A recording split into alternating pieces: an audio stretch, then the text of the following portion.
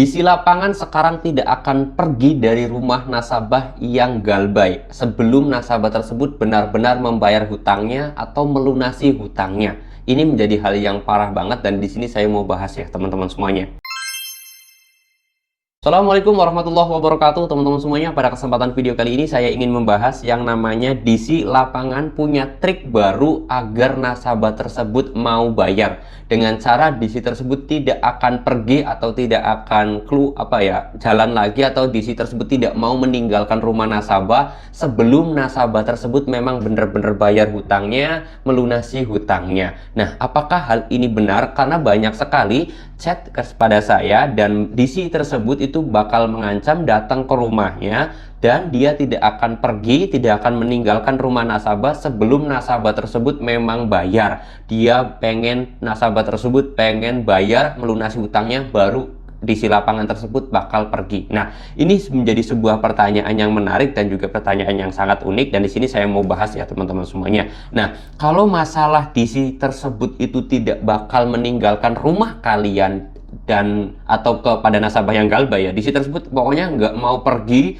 nggak mau meninggalkan rumah kalian sebelum kalian itu bayar hutangnya atau melunasi hutangnya. Ya, saya sendiri kalau misalkan kita nggak punya duit dan memang kita bener-bener nggak punya uang, ya mau sampai kapan DC tersebut nungguin rumah kita terus? Emangnya DC nggak pengen makan, nggak pengen BAB apa, nggak pengen mandi atau bagaimana kan gitu? Saya kira ini hanyalah sebuah ancaman yang aneh-aneh aja dari DC ya teman-teman semuanya. Karena biar bagaimanapun ya DC itu akan selalu berusaha gimana caranya nasabah itu membayar hutangnya. Entah dengan cara menakut-nakuti, meneror, dan yang lain sebagainya. Tapi yang intinya DC itu pengen nasabah tersebut bayar. Nah, ancamannya sekarang itu unik. Saya tidak akan mau pergi sebelum Anda membayar hutang Anda. Nah, ini menjadi hal yang unik ya.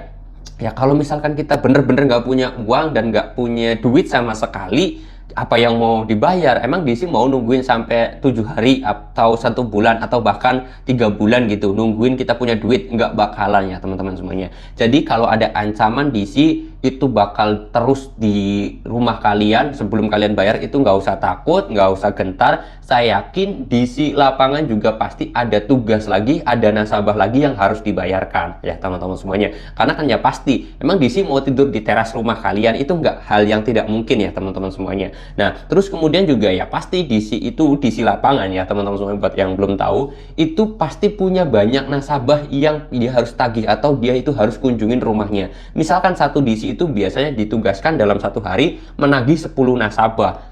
Ya, dari mulai jam 8 sampai sore itu DC ditugaskan harus mendatangin 10 rumah nasabah. Ya, misalkan kalau rumah kalian terakhir, mungkin DC tersebut akan agak lama nungguin kalian itu di rumah. Tetapi kalau misalkan baru satu orang yang dia kunjungin rumahnya sedangkan masih ada 9 lagi yang belum dia kunjungin, ya artinya otomatis saya yakin DC pun akan segera pergi atau cepat-cepat pergi dari rumah kita walaupun kita belum bayar. Ya mau gimana, orang kita nggak punya duit, orang kita nggak punya uang, mau bayar pakai apa, kan seperti itu ya. Jadi nggak usah takut terhadap ancaman DC yang semakin aneh dan semakin nyeleneh ini teman-teman. Jangan takut, jangan komentar. Intinya kalau ada DC ya kalian datang DC tersebut ke rumah kita, ya kita hadepin, kita tangkapin kalau kita nggak punya uang gitu. Jangan pernah takut. Kalau misalkan kalian menghindar sih ya sebenarnya kalau kalian bisa menghindar ya silahkan menghindar, tapi kalau misalkan kalian itu nggak bisa menghindar ya sudah, kalian hadapi dan kalian bilang bahwasanya kalian tidak punya uang.